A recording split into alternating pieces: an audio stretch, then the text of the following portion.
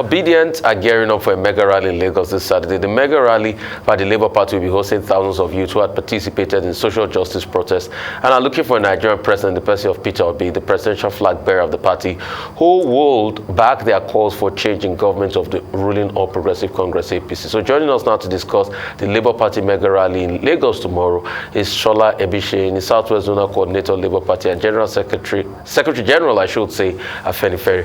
Real quickly, there are lots of qualms people say about the Labour Party now. At first, they talk about the massive infighting going on.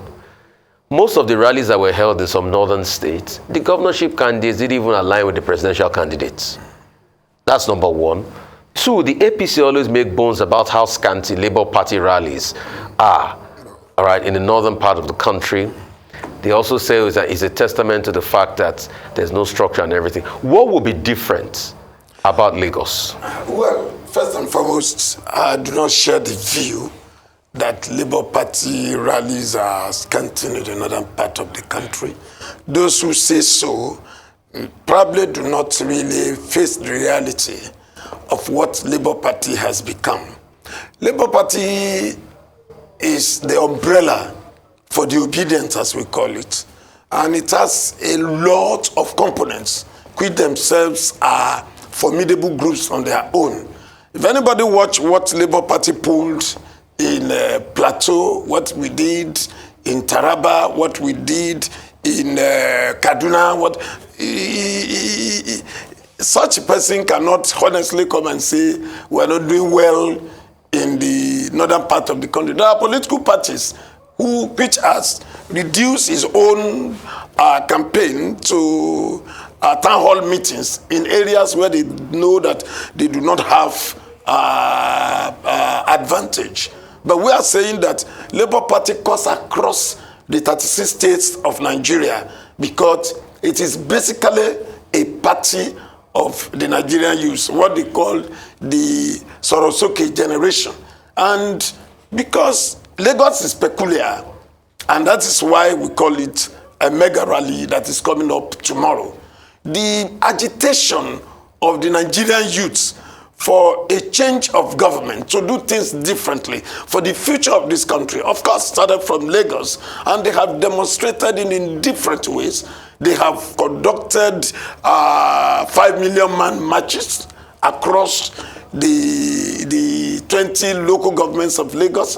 They have demonstrated it during the NSAS. So we are expecting tomorrow a convergence at an arena that takes perhaps the largest number of people. We are targeting the Tafawa Balewa Square, which is over 100,000 capacity. The largest other venues you have in Nigeria are probably the National Stadium or the MK Abiola Stadium in Abuja, which are just about 60,000. So some of the rallies you see other parties do. If somebody goes to Sani Abacha Stadium in Kano, or you go to Liberation Stadium in Port Harcourt, these are 25,000 capacity stadia compared with what Tafawa Balewa Square represents. So there is no, let me say again, that there is no infighting within the Labour Party. I must say that. You see, Labour Party, you won't see crisis in a place where, or in an organization that means nothing to people. When you see people begin to agitate within, it is because that organization has something in stock for them. But that is nothing compared with what is happening in other political parties. You have a political party where 5 of their governors, where most of their previous governors say they're not going to be part of the campaigns of their presidential candidates. Can you compare that with what's happening in the Labour Party? I'm talking of PDP. I was in PDP. I contested governorship of Ondo State in PDP. In 2019, I was the returning officer for Abubakar Atiku in Ondo State, and we gave him 35,000 edge in terms of votes. But we're saying now that things have changed. Nigerians know where they're going, not just the youth. Even when you look at the Nigerian Federation today, when you look at the candidates and what they portend for Nigeria and its corporate existence, you discover that it is the Labour Party candidate combination that has it. So 2023 is going to determine a lot about Nigeria. I heard the presidential candidate of the APC say in Abeokuta that it's going to be a revolution against a party. I mean, the party he helped to install. I heard the PDP also have their own views. So you have in one party where a large chunk of their members, former governors, present governors, say they have nothing to do with their presidential candidate. You have another one that is up in arms against the government in the same party of which they are presidential candidates. So there is nothing like the crisis you have, if there is any, it is because people want to occupy one position or the other. And you realize that it was just about a week ago that we succeeded in getting the INEC to accept candidates of Labour Party in some states. And that is what Labour Party is for you. Okay, we are the most organized, we are the most peaceful of the frontline political parties in Nigeria today. We need to manage time. If Please. The answers can be more concise. Yeah. Now, let me ask you. In my view, crowds do not necessarily translate into votes. Very well. So parties will say, oh, we have this massive crowd, we have this mammoth crowd. How many of those people anyway have their PVCs? But I like your passion about the candidate of the Labour Party. But the governor of Kaduna State, Nasir El-Rufai, insists that Peter Obi is just a Nollywood actor.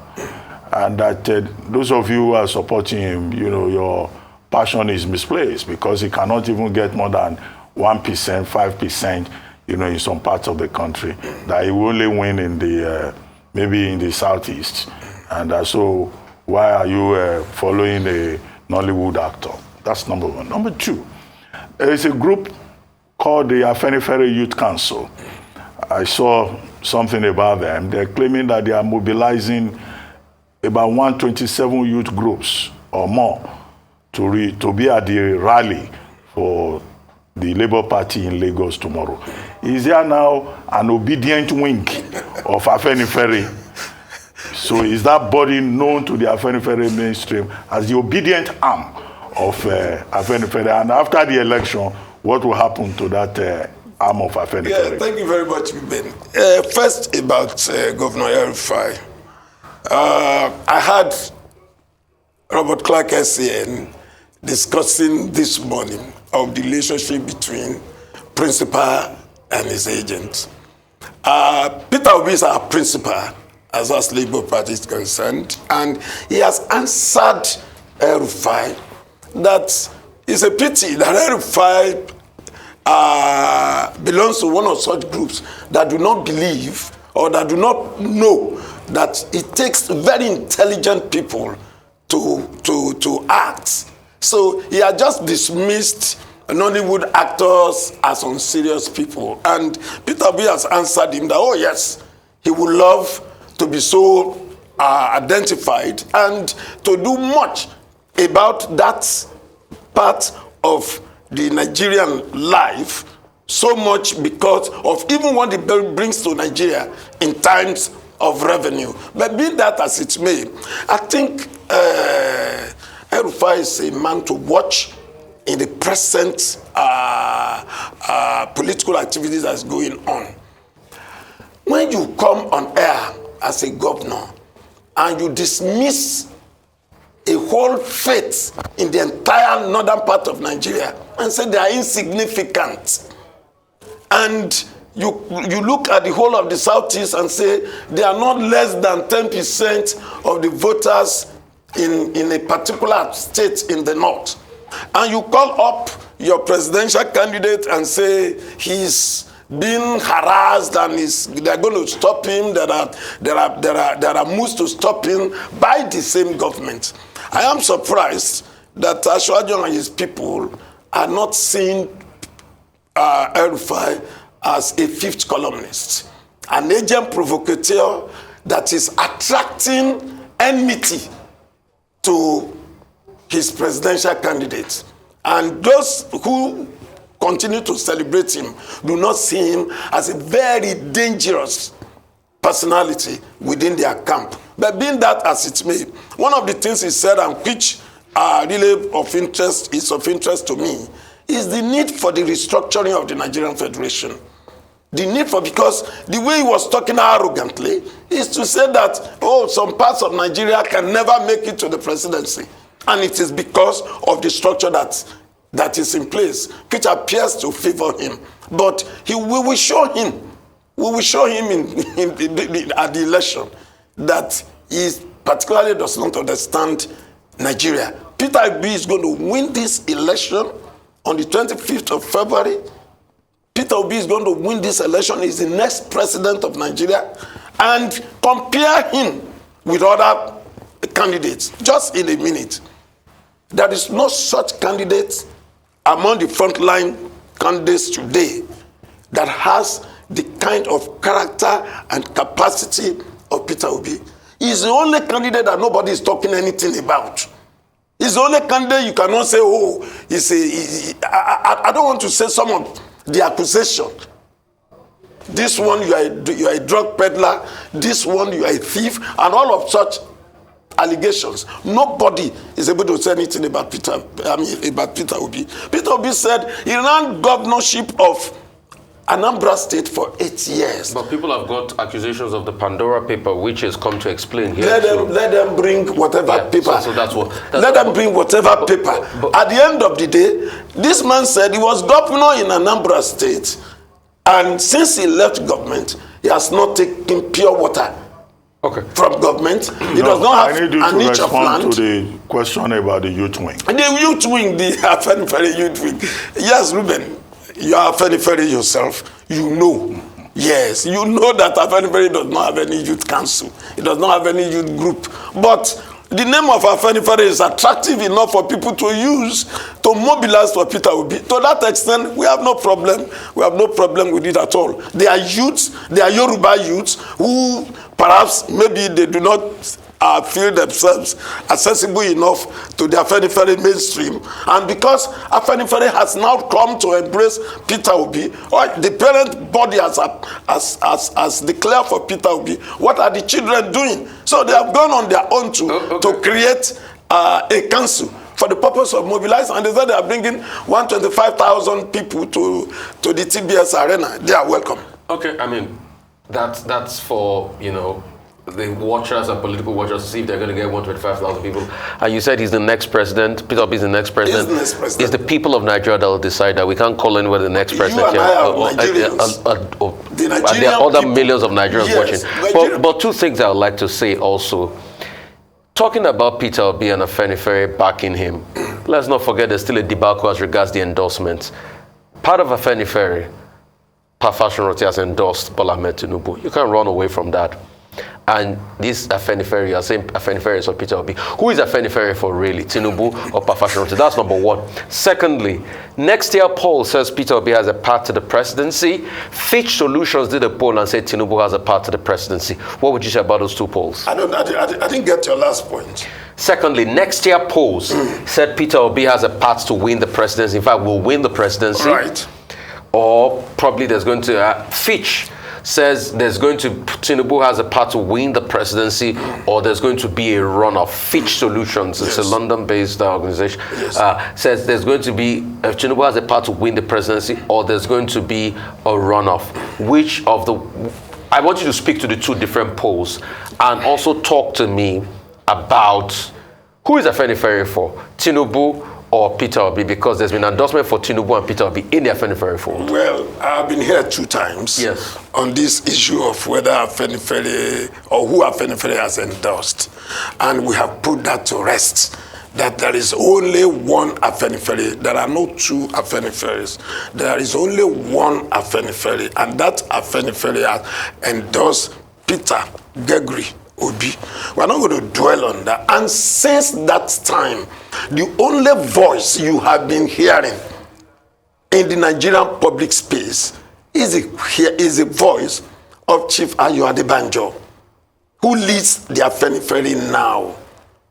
Our leader does not, he prayed for Tinubu, and that was the end of it. I do not want to go over that. Unfortunately, he didn't endorse Tinubu. You know, we have settled that long ago. We have settled that long ago. If Atiku goes to Akure today, he will be prayed for. Baba, so I likened Baba to a pope the other time, and I said his house is open to everyone. In terms of endorsement, it is Peter Obi Afenifere has endorsed. Okay, so and I'm speaking at the Secretary General of the organization. The two polls. The two polls. Yes, we take polls as they come. We are encouraged by those who say we will win, but we will not rest on our oars because of that. Those who say, oh yes, we are likely to have someone have a little edge, they have challenged us to do more. So we are not resting on our oars, neither are we despondent about the reports of polls. Okay, let me ask you this. At the memorial event for Professor George Obiozor at the NIA the other day, Adebanjo, so it's good you mentioned him, yes, was there, and he made a speech in which he was saying that we should forget about the idea of a united Nigeria if Peter Obi does not win this election. In an election in which we have a choice of 18 candidates, is that the position of Afenifere that there will be crisis if Peter Obi does not win?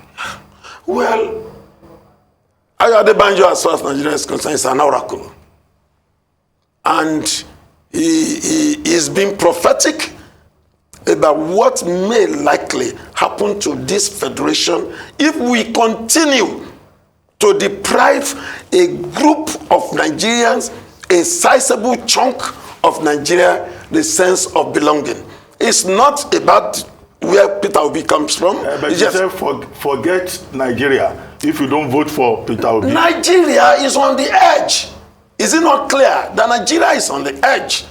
And the international community knows today. We have said it over and over again that Nigeria is a federation of entrenched ethnic nationality. It is ethnic nationality that determines Nigeria. And that was what Peter Rufai was saying by comparing some section of the country with the others. Rufai. Yes, Rufai, sorry. That's what Rufai was saying, by comparing one section of Nigeria with the others. And therefore, Nigeria cannot go on like that. Nigeria cannot survive on, like I told you, I've come a long way in Nigerian politics. I became chairman of local government just 2 years after my youth service. And about the youngest local government chairman in Nigeria during the Babangida transition program. I have been commissioner for about 12 years in Ondo State. I've contested the election as governor. I was a member of the 2014 National Conference.